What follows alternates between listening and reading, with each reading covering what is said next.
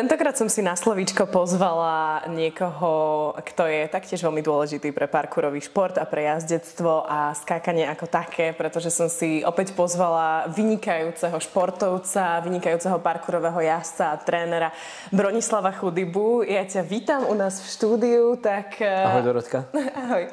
Ako sa máš, ako sa ti darí, čo máš nové?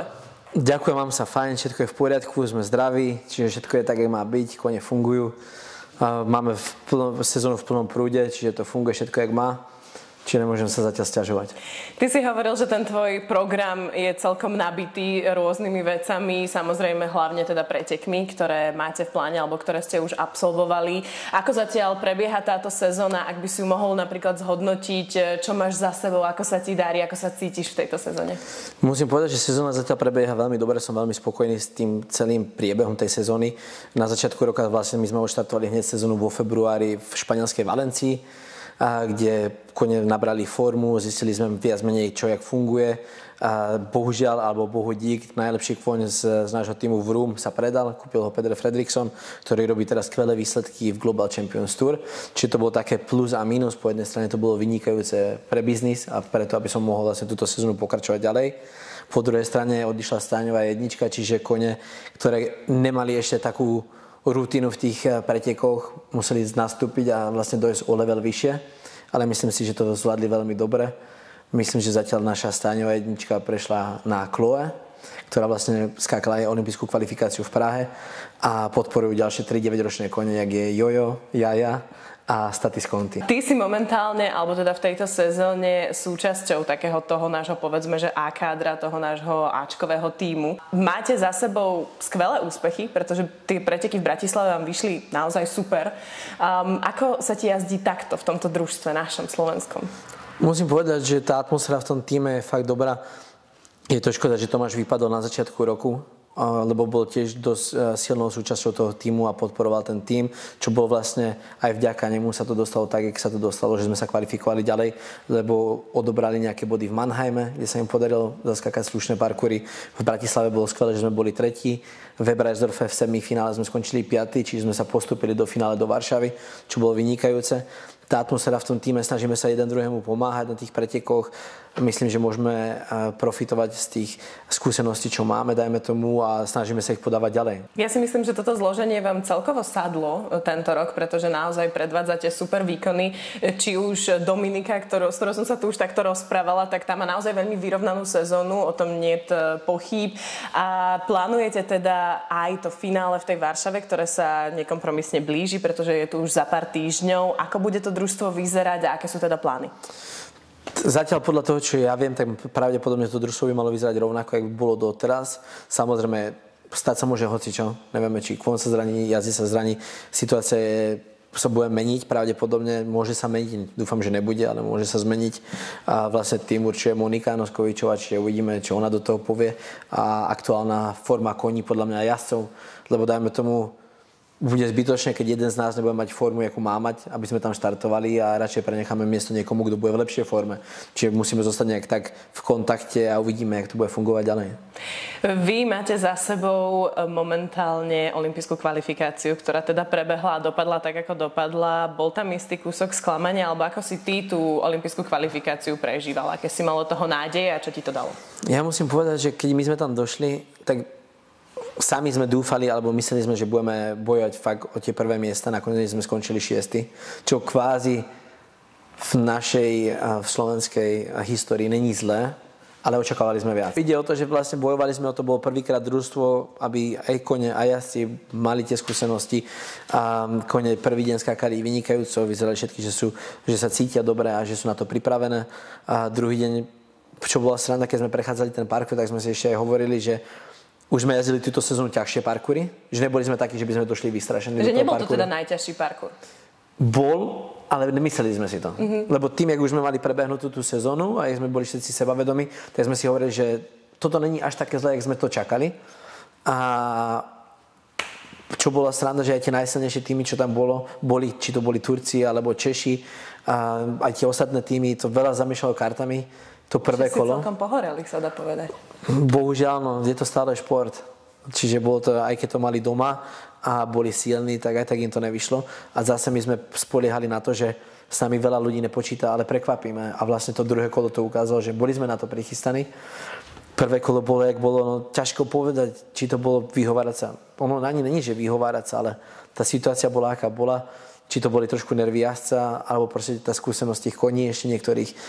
Všetko zahralo trošku rolu, no nakoniec sme skončili 6. Čo bolo kvázi pekný výsledok, keby to bol pohár národov, ale v olympijskej kvalifikácii to nestačilo, lebo prvé dva týmy postupovali a tie prvé 2-3 týmy boli viditeľne ďalej, jak sme boli my. Tak povedzme si pravdu, že to je sen určite každého športovca dobojovať to na tú olympiádu a všetci, alebo teda väčšina tých vrcholových športovcov to má ako ten hlavný životný cieľ. Určite to je tak aj pre teba.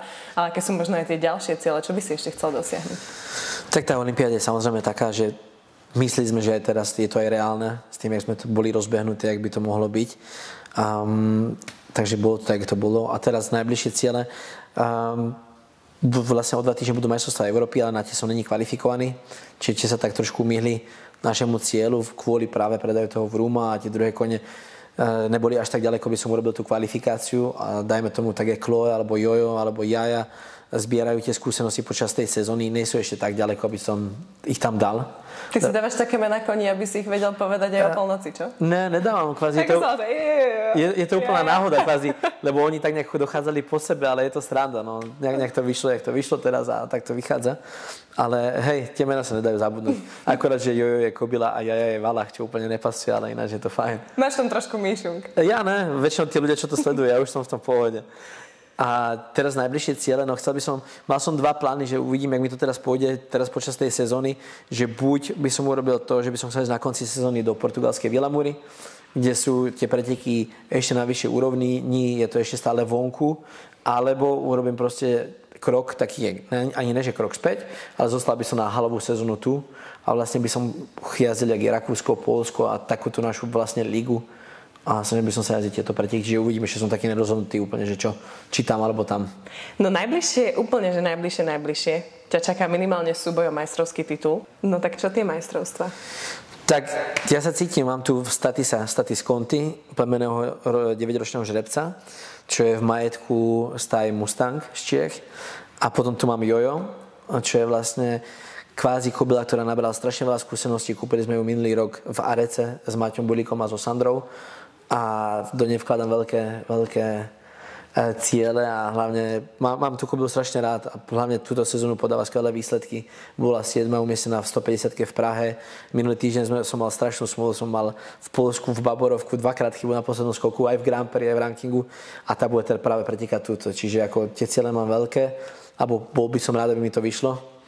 A ešte v kategórii B mám môjho najobľúbenejšieho žrebca Quinta. Čiže dúfam, že tieto majstrovstvá by mohli byť také, jak by som si to predstavoval. No, každopádne Tomáš bude útočiť na ten hat-trick, pretože on už je dvojnásobný majster, tak určite by si veľmi užil, keby bol aj do tretice majstrom Slovenska. A dovolím si tvrdiť, že aj tí ostatní jazdci sú celkom akože na dobrej úrovni tento rok a určite budú bojovať o ten titul. Tak čo tá konkurencia, čo ťa tam čaká? Ako to vidíš? Určite kone, tak aj jazdci len predsa... Keby si ty niekoho mal tipnúť okrem teba, že kto by mohol teda byť tým majstrom? Seba s druhým koňom. Ne, ťažko povedať. Ono, tak, jak to hovoríme, ono stať sa môže hocičo. Kvázi ten tým, čo štartoval v pohároch národov, aj tí ostatní. A koniec koncov vždycky niekto môže vyskočiť a zmení sa to. Samozrejme to budeme sledovať a budeme ti držať palce rovnako ako aj všetkým a uvidíme teda, komu sa podarí ten majstrovský titul získať do svojich rúk. A okrem teda tej jazdeckej sezóny, tak titul lietaš tak po svadbách svojim kamarátom a tak si to užívaš zatiaľ z tej role toho pozorovateľa, no ale Bronislav Chudyba sa nám zasnúbil. Áno, no, zatiaľ zo svojho snúbenicou lietame po svadbách, za posledné 2 mesiace budeme mať vlastne 5 svadieb. A to je výborná príprava. Perfektné, môžeme všetko omrknúť, čo funguje, čo nefunguje, čo by sme chceli inak urobiť. Čiže tam si zabukuješ kapelu, tam chlebičky, tam koláče. Zbierame presne catering a tieto veci. Miesta, zbierame idei, je to fajn, ale časť mojich najbližších kamarátov sa vlastne žení tento rok. Či je to Jason, čo vlastne budeme mať v pondelok teraz svadbu, alebo je to Max Cyril, ktorý budeme v Španielsku, čiže lietame. Tak Natkin, starší brat, sa vlastne teraz ženil. Andrej bude mať svadbu onedlho, čiže zbierame idei, myšlienky a určite nechceme zmeškať ani jednu, A tak sme si to aj povedali, lebo sú to fakt, že blízki kamaráti a rodina, čiže tam musíme byť, čiže sme aj obmedzili teraz trochu tie preteky. Našťastie tie jazdecké svadby sú v pondelky alebo útorky, čo není také ťažké sa do toho nejak dostať a zorganizovať, čiže to je fajn. A tak pokračujeme, no. Toto sú také naše ciele teraz. Takže kráľ parketov Bronislav Chudyba sa nám chystá usadiť. No. Ti trošku zabalo. Lebo ja som si spomenul, že teraz, ak sme boli na tej poslednej svadbe u Natkinho brata, tak vlastne sme boli na týždennej dovolenke na Mykonose a keď sme tam došli, tak som tam šoferoval, ráno sme vyrazili, došli sme tam a ešte som spať po 12, lebo už som bol taký vyžurovaný, že som fakt nevládal. Natka zostala ďalej žurovať, ale ja už som to nedával, čiže dúfam, že tie ďalšie slavy vydržím, ešte nech vidíme ten záver trochu, ako bude vyzerať. Tak predsa len, kde si najmladší. Ale nesnáme staršie, no? No, tak to vôbec. Ale neviem, ty svadby, akože celkom tu... Ten vpredek vypol, dobre sa pomaličky, tak môžete potom ukončovať. Dobre.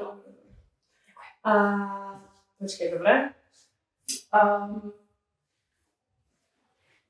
Ja som tu mala kresle aj Tomáša Kuchára. A on mi tak povedal, že ty si možno pozrieš ten rozhovor, dúfam, že si ho pozrieš, lebo tak spomenul, pýtala som sa ho, že aj Tomáš sa celkom teda postavil na tie vlastné nohy a snaží sa o tom minimálne v Stupave, že zmenil minimálne to pôsobisko zo Slavie do Stupavy a on povedal, že áno, lebo ja som tak videla aj Broňa, jak sa mu darí, jak to skúša, jak sa snaží a tak som si povedal, že keď to dal Broňo, tak to dáme aj túto ťažšia cesta, teraz je pre teba, ale tak akože...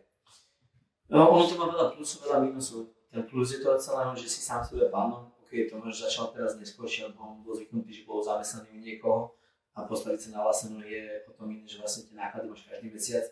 Tá kalkulačka funguje trošku inak a máš inú zodpovednosť, lebo teraz máš tých zamestnancov a ty musíš zarobiť určitý počet tých peniazí, aby si ich mohla platiť, tých ľudí. A som o tom trošku dlhšie teraz, lebo vlastne som sa osamostatnil, mám svoju firmu teraz 4. rok založenú.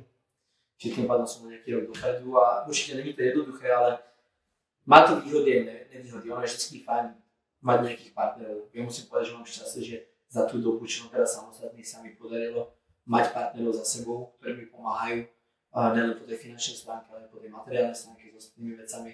Ja mám dajme tomu teraz môj generálny partner na túto sezónu je Wealth Effect Management, čo je partia mladých chalanov, čo to robia perfektne.